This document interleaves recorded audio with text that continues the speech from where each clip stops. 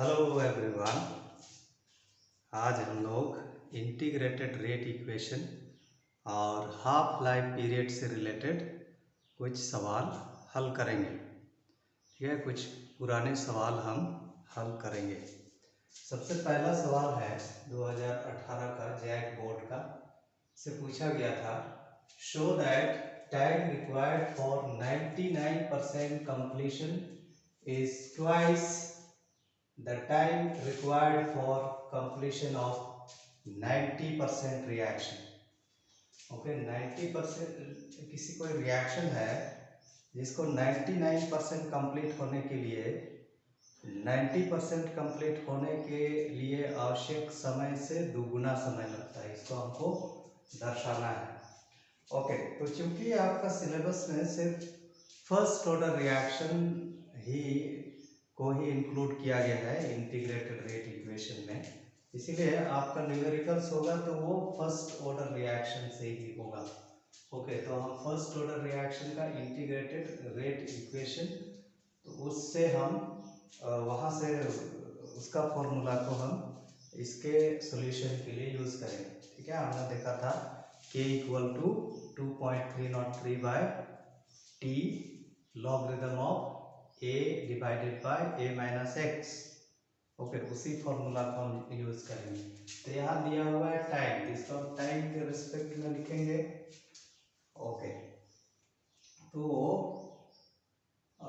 For a first order reaction, for a first order reaction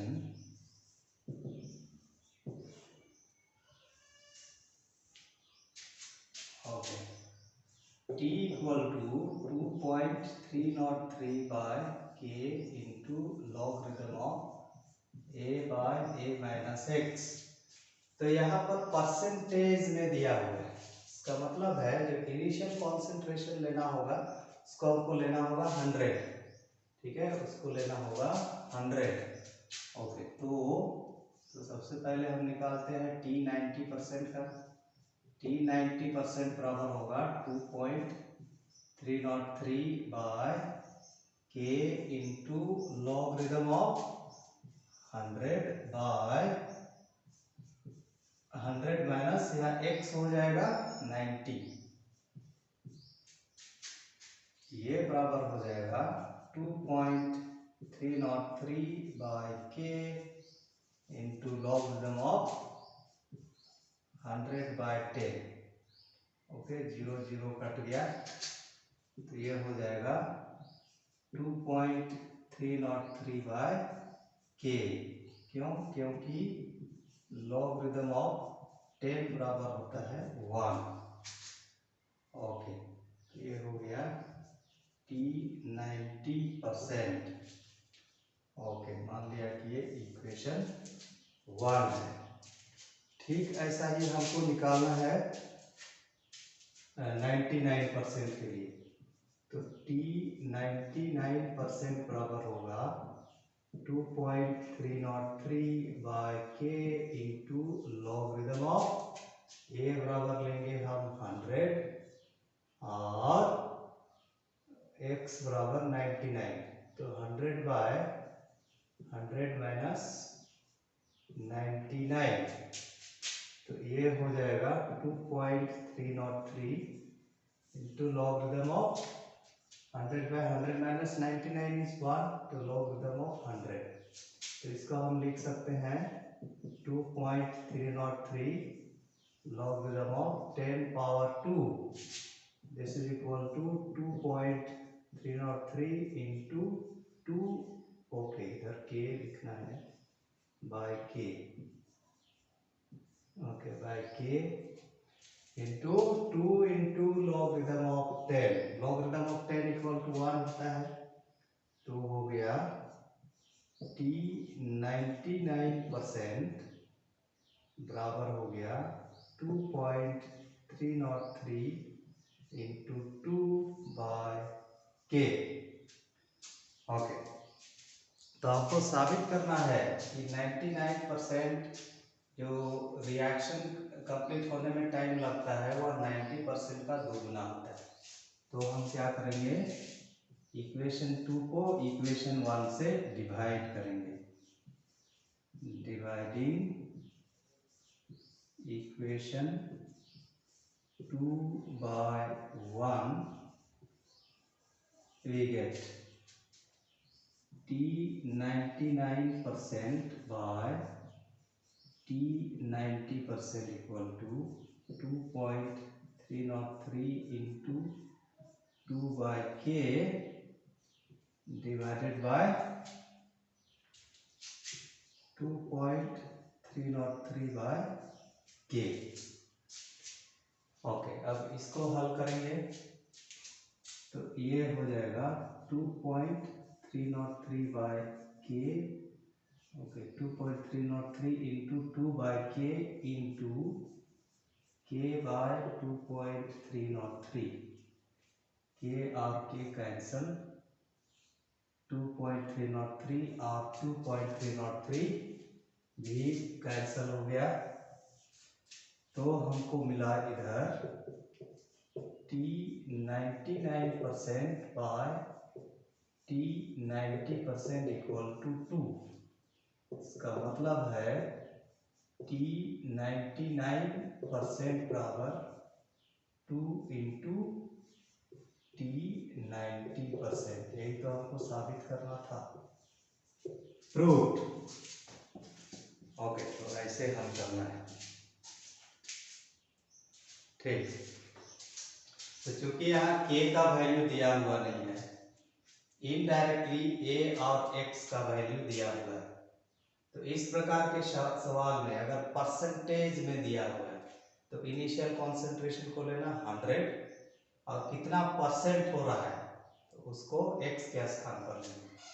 okay, तो ये हो गया फर्स्ट ऑर्डर रिएक्शन के लिए इंटीग्रेटेड रेट इक्वेशन, t बराबर 2.303 by k into logarithm of a by a minus x। तो अब 90% complete होने में लिया गया समय, इसको हमने लिखा है t 90%। तो इसके लिए यहाँ लिख देना a बराबर 100 तो और x बराबर 90, तो 100 माइनस 90 इक्वल टू 10, तो 0 0 कट गया, बचा 2.303 by k into logarithm of 10। Logarithm of 10 होता है 1, इसलिए t 90% हो गया 2.303 by k। ऐसा ही निकाल लेना t 99%, ये हो जाएगा 2.303 by k into logarithm of 100 by 100 minus 99, ये हो गया 2.303 by k into logarithm of 100। 100 को हम लिख सकते हैं 10 to the power 2 के रूप में। ओके, तो ये हो गया 2.303 by k into logarithm of 10 to the power 2। अब लॉगरिथम में एक फॉर्मूला है, logarithm of a power x equal to होता है x into logarithm of a। इसी फॉर्मूला को हम इसमें अप्लाई किए तो आया 2 इंटू लॉगरिथम ऑफ 10। तो t 99% बराबर हो जाएगा 2.303 इंटू 2 बाय k। क्यों? क्योंकि लॉगरिथम ऑफ 10 बराबर होता है 1। ओके, अगर आप चाहे तो इसको भी सॉल्व कर सकते हैं, 2 3 जार 6 0 6 4 4.606 बाय के, वैसा भी आ सकता है, या तो हम इसको ऐसे ही छोड़ सकते हैं। ओके, अब क्या करना है, इक्वेशन 2 को इक्वेशन 1 से डिवाइड कर देंगे, तो दिस डिवाइडेड बाय दिस, इसका मतलब होगा 2.303 बाय के इंटू 2 इंटू ऊपर चला जाएगा k बाय 2.303। ओके, तो ये 2.303 और 2.303 कैंसल, k के कैंसल, अब बचा 2।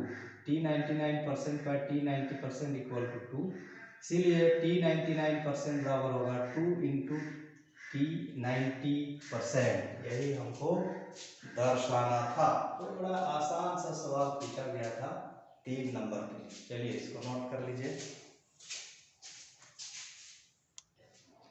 ओके, अगला रिएक्शन आएगा, अगला क्वेश्चन है 2016 का।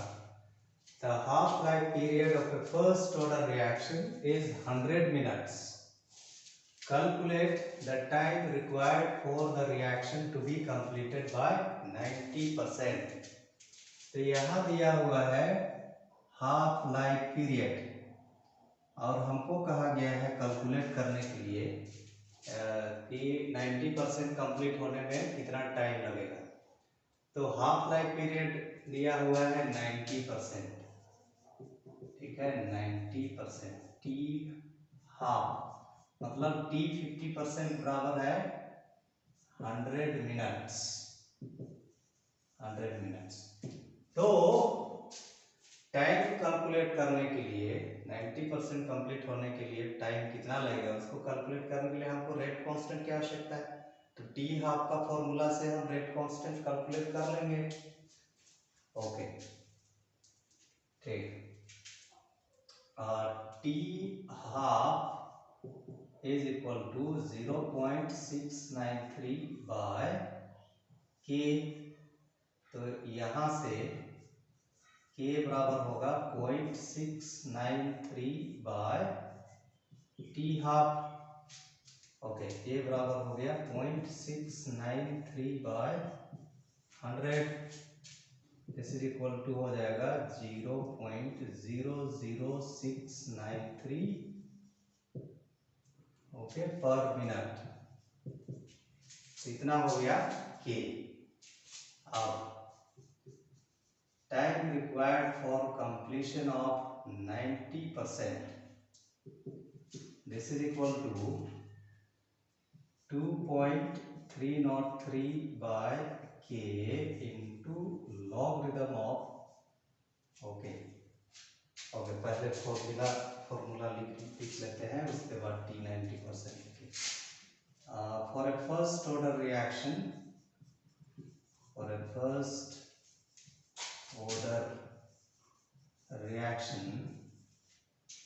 this T is equal to 2.303 by K into logarithm of A by A minus X।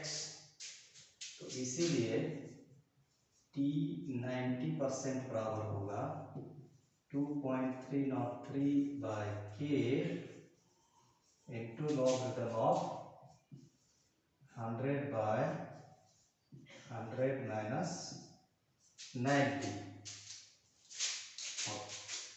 ये बराबर हो जाएगा 2.303 by K into logarithm of 100 by 10।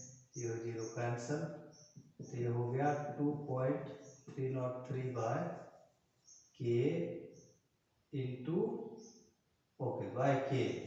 Why? Because logarithm of 10 is equal to 1। अब यहाँ K का वैल्यू को लगा दो 2.303 by 0.00693। अब इसको हम सॉल्व करेंगे। ओके, दशमलव हटाते हैं 2303 by 693 इंटू इसका दशमलव हटाएंगे तो आ जाएगा 1 1 2 3 4 5 1 2 3 4 5 बटे इसका हो जाएगा 1 2 3 0 इसके बगल में। ओके, तो ये 3 0 कैंसल, तो यहाँ आ जाएगा 230300 by 693। ओके, अगर आप इसको डिवाइड करेंगे 693 से तो ये आता है 332.3 मिनट्स। ओके, तो इस रिएक्शन को 90% कंप्लीट होने में लगेगा 332.3 मिनट्स। तो ये है इसका प्रोसेस, ठीक है, बनाने का प्रोसेस। तो जो टी हाफ दिया हुआ है उसका इस्तेमाल करते हुए रेट कांस्टेंट का वैल्यू निकालना। फिर उसके बाद है ना, फर्स्ट ऑर्डर रिएक्शन के लिए टी बराबर होता है 2.303 by K into logarithm of A by A minus X। अब A की जगह में 100 लिखना, X की जगह में 90% हो गया। ओके, तो ये हो जाएगा 2.303 बाई के इंटू लॉगरिदम ऑफ 100/10, 0 कट गया, लॉगरिदम ऑफ 10 आया, लॉगरिदम ऑफ 10 बराबर 1, तो ये आ गया 2.303 बाई के। अब तो के का वैल्यू तो हमारे पास है 0.00693, उसी को यहाँ लगा दिए, फिर दशमलव हटा करके इसको अगर हम डिवाइड करेंगे तो आएगा इतना। तो this is the time required for completion of 90% of the reaction. ठीक, चलिए इसको भी नोट कर लीजिए। अगला सवाल है 2015 का। सवाल था the decomposition of NH3 on platinum surface. इसका रिएक्शन है 2NH3 okay platinum surface giving N2 gas and H2 gas is 0 order reaction with K equal to 2.5 into 10 to the power minus 4 mole per liter per second. What are the rates of production of N2 and H2? Okay तो ये जो reaction है ये zero order reaction है। जब मैंने पढ़ाया था जीरो ऑर्डर रिएक्शन, उसका हमको हिंट यही रहेगा कि वो रिएक्शन किसी कैटलिस्ट के सरफेस पर होगा या in the presence of sunlight होगा। ओके तो यहाँ पर हमको rate of production of N2 and H2 निकालने के लिए यूज करना होगा ना रेट का expression according to the definition of reaction rate. साथ ही साथ हमको क्योंकि यहाँ पर रेट कांस्टेंट का वैल्यू दिया हुआ है तो इसमें हमको यूज करना होगा लॉ ऑफ मास एक्शन के अनुसार रेट कितना होगा वो भी यूज करना होगा। ओके तो रेट ऑफ द रिएक्शन ए बराबर होगा माइनस, इसका कोएफिशिएंट 2 है तो -1/2 dNH3 by dt this is equal to N2 का तो कोएफिशिएंट 1 है और ये प्रोडक्ट है इसलिए positive dN2 by dt this is equal to इसका कोएफिशिएंट 3 है 1/3 dH2 by dt। फिर according to law of mass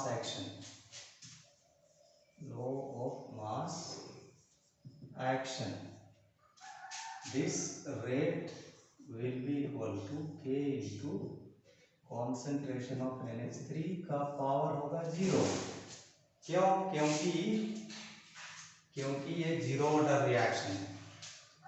okay और this is equal to K and this is equal to 2.5 into 10 to the power minus 4 mole per liter per second। तो ये हो गया rate का value. ठीक है, zero order reaction है और जीरो ऑर्डर रिएक्शन के लिए रेट बराबर होता है रेट कांस्टेंट। तो रेट कांस्टेंट का वैल्यू दिया हुआ है 2.5 into 10 to the power minus 4, तो इसलिए रेट बराबर हो गया 2.5 into 10 to the power minus 4 मोल पर लीटर पर सेकेंड। ठीक है, जीरो ऑर्डर रिएक्शन के लिए रेट कांस्टेंट का यूनिट होता है मोल पर लीटर पर सेकेंड। अब रेट ऑफ फॉर्मेशन या प्रोडक्शन ऑफ N2 ये बराबर है, दिस इज इक्वल टू, अब ये इक्वेशन लेना है dN2 by dt this is equal to minus half dNH3 by dt। Okay तो यहाँ ये हो जाएगा dN2 by dt बराबर होगा। ओके क्योंकि रेट तो नेगेटिव, ओवरऑल रेट जो होता है नेगेटिव नहीं होता है, ये हो जाएगा 1/2 इंटू, ओके, जो ओवरऑल रेट है 2.5 into 10⁻⁻, this is equal to, okay, 2 एका 2, 2 दूना 4, 2 पचे 10, इतना गुना 1.25 इंटू 10⁻⁻4 मोल पर लीटर पर सेकेंड। ओके, ठीक है, ऐसा ही rate of production of N2 and H2, rate of production of H2 बराबर हो जाएगा, okay, rate of production of H2 1/3 है तो प्रोडक्ट है, okay, 1/3 dH2/dt, this is equal to minus 1/2 dNH3/dt। Okay, इस रेट का एक्सप्रेशन के आधार पर rate of production of H2, okay, तो dH2/dt बराबर हो जाएगा, ओके, dH2/dt बराबर हो जाएगा 3 into 1/2 dNH3/dt, this is equal to 3 into 1/2 into 2.5 into 10⁻⁻4, okay, तो ये हो जाएगा 3 इंटू 1.2 दूना 4, 2 पचे 10, ओके, 1.325 1.25 इंटू 10⁻⁻4, ये बराबर हो जाएगा 3 पचे 15, 3 दूना 6 और 1 7, 3 एका 3, 3.75 इंटू 10⁻⁻4 मोल पर लीटर पर सेकेंड। ओके, ठीक है, तो ऐसे बनाना है।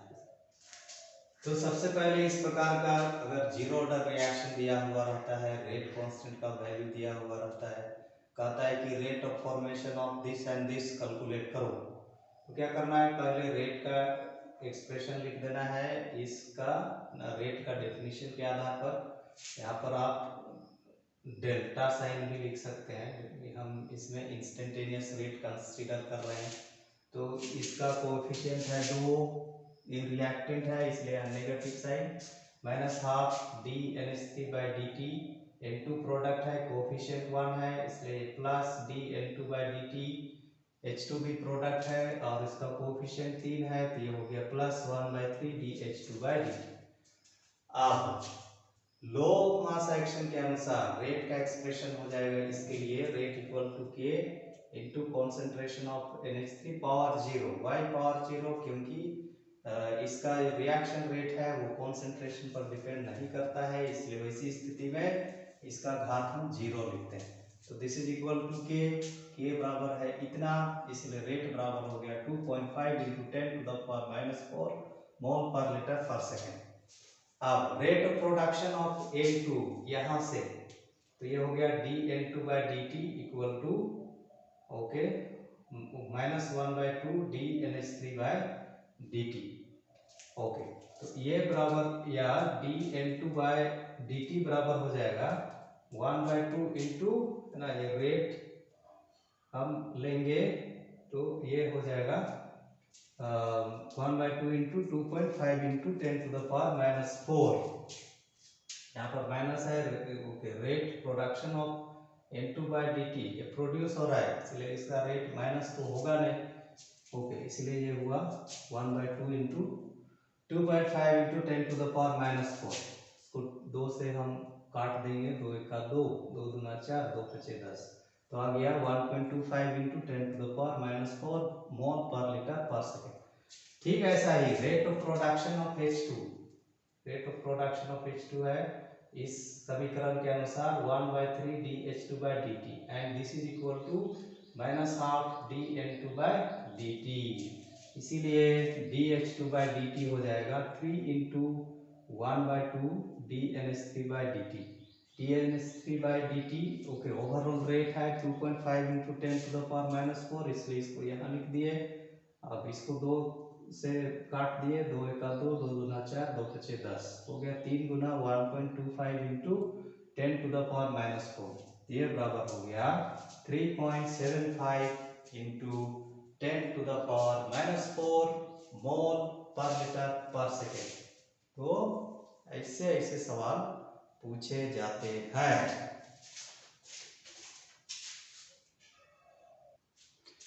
अगला सवाल है, a first order reaction takes 40 minutes for 30% completion. A first order reaction को 30% कंप्लीट होने के लिए 40 मिनट लगता है। तो इसका हाफ लाइफ पीरियड कैलकुलेट करना है, और यहाँ दिया हुआ है लॉगरिथम ऑफ 7 बराबर दिया है 0.845। ओके, तो सबसे पहले हम लोग रेट कांस्टेंट कैलकुलेट करेंगे, तभी हम कैलकुलेट कर पाएंगे टी हाफ। तो रेट कांस्टेंट कैलकुलेट करने के लिए हम इस डेटा को यूज करेंगे 40 मिनट्स फॉर 30% कंप्लीशन। तो फर्स्ट ऑर्डर रिएक्शन के लिए टी बराबर होता है 2.303/k into logarithm of 1a/a minus x। तो टी 30% बराबर हो जाएगा 2.303/k into logarithm of 100/100 minus 30। तो टी 30% दिया हुआ है 40 minute, 40 equal to 2.303/k into logarithm of 100/70, 0 0 cut गया, बचा 10/7। लॉगरिथम में फॉर्मूला है logarithm of a by b equal to logarithm of a minus logarithm of b। तो उसी को यहाँ अप्लाई किए, तो ये यहाँ पर आ जाएगा logarithm of 10 minus logarithm of 7। Logarithm of 10 equal to 1 होता है, 1 माइनस लॉगरिथम ऑफ 7 यहाँ दिया हुआ है 0.845।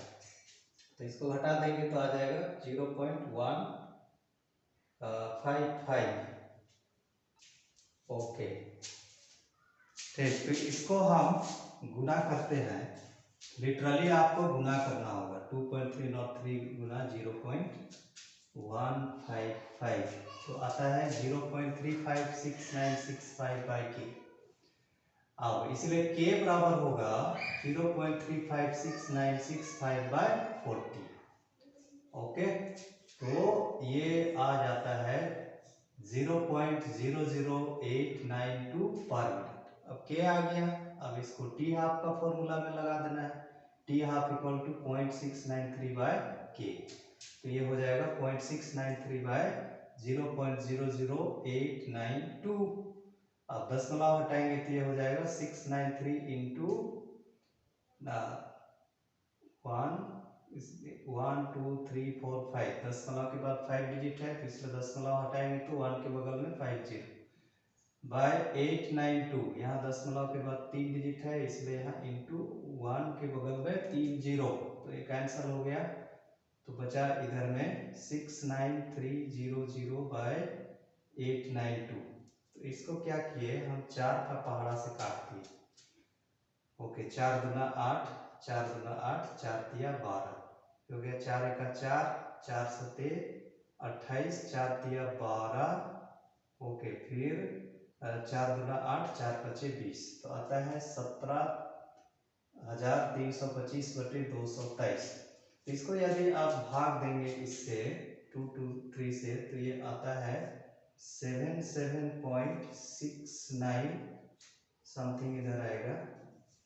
ओके, तो इसको इक्वेट कर देना 77.7 मिनट्स। ओके, यही सवाल एक साल पूछा गया था। ओके, लेकिन उसमें लॉगरिथम का वैल्यू दिया हुआ नहीं था, इसलिए अधिकांश लोग इसको सॉल्व नहीं कर पाए थे। ओके, तो क्योंकि लॉगरिथम टेबल एग्जाम में नहीं दिया जाता है, इसलिए आजकल क्वेश्चन में लॉगरिथम का वैल्यू दे दिया जाता है, या ऐसा सवाल दिया जाता है जिसको सॉल्व करने से वो करीब लॉगरिथम ऑफ 10 आएगा या लॉगरिथम ऑफ 100। ओके, तो उस टाइप का आता है, तो तो लोग जानते हैं कि लॉगरिदम ऑफ 10 इक्वल टू 1 होता है ना। जैसे लॉगरिदम ऑफ 100 आ गया तो इसको हम लिख सकते हैं logarithm of 10 to the power 2 equal to 2 into logarithm of 10, तो ये हो जाएगा 2 हो जाएगा। ठीक है, ऐसा ही है अगर logarithm of 1000, this is equal to logarithm of 10 to the power 3, this is equal to 3 into logarithm of 10 equal to 3। तो इसी टाइप का सवाल पूछा जाता है। और जब दूसरा टाइप का पूछा जाता है ना, लॉगरिदम ऑफ 10 के अतिरिक्त कोई वैल्यू आएगा तो उसके लिए लॉगरिदम का वैल्यू आपका क्वेश्चन में दिया हुआ रहता है। ओके, अगला सवाल है, a first order reaction has a rate constant 1.15 into 10 to the power -3 per second. First order reaction का रेट कांस्टेंट का वैल्यू दिया हुआ है।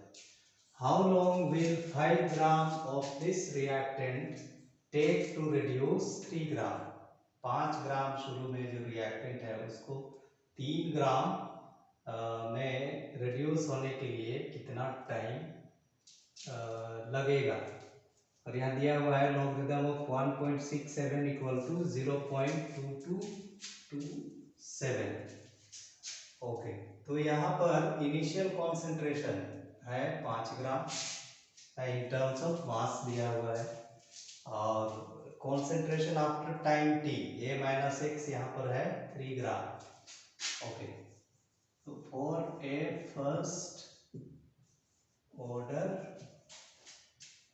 reaction, for a first order reaction t equal to 2.303 by k into logarithm of a by a minus x. So according to the question, a is equal to 5 gram and concentration after time t is equal to 3 gram. Therefore, t will be equal to 2.303 by k into logarithm of 5 by 3. This is equal to 2.303 by k into logarithm of 5 को 3 से divide करेंगे तो हो जाएगा 3 एका 3 है ना 1.67, इसीलिए वहाँ वैल्यू दिया हुआ है। ओके, लॉगरिदम ऑफ 1.67 का वैल्यू इसीलिए दिया हुआ है। ओके, तो ये बराबर होगा 2.303 बाय, ओके, के हमारे पास है 1.15 into 10 to the power -3, okay, into logarithm of 1.67 है 0.2227, 0.2227। ओके, इसको यदि हम मल्टीप्लाई करते हैं तो ये आता है 0.518781 by 1.15 into 10 to the power -3। Okay, तो इसको आपको गुना करना होगा तो ये इतना आता है, तो ये बराबर हो जाएगा ओके 0.512781 बाय 1.15 इंटू, इसको ऊपर ले जाएंगे तो हो जाएगा 10 टू द पावर 3। ये बराबर हो जाएगा 51288781 बाय 115 इंटू, ओके, इसका दशमलव हटाएंगे तो हो जाएगा 10 to the power, okay, 10 to the power हो जाएगा 1 2 3 4 5 6 7, 10 टू द पावर 7 हो जाएगा इंटू, इसका दशमलव वाला होगा यह 100 इंटू 10 टू द पावर 3, तो ये हो जाएगा okay 5 1 2 8 7 8 1 by 115 into 10 to the power 5, 2 plus 3 5 into 10 to the power minus 7. Okay, 10 to the power minus 7. तो 512871 को 115 से डिवाइड करने से आता है 4459.8.0 समथिंग आता है, तो 0.0 उधर वाला को छोड़ देंगे। Okay, into 10 to the power 5 into 10 to the power minus 7, तो ये हो जाएगा 10 टू द पावर माइनस 2, तो ये बराबर हो जाएगा 445.98।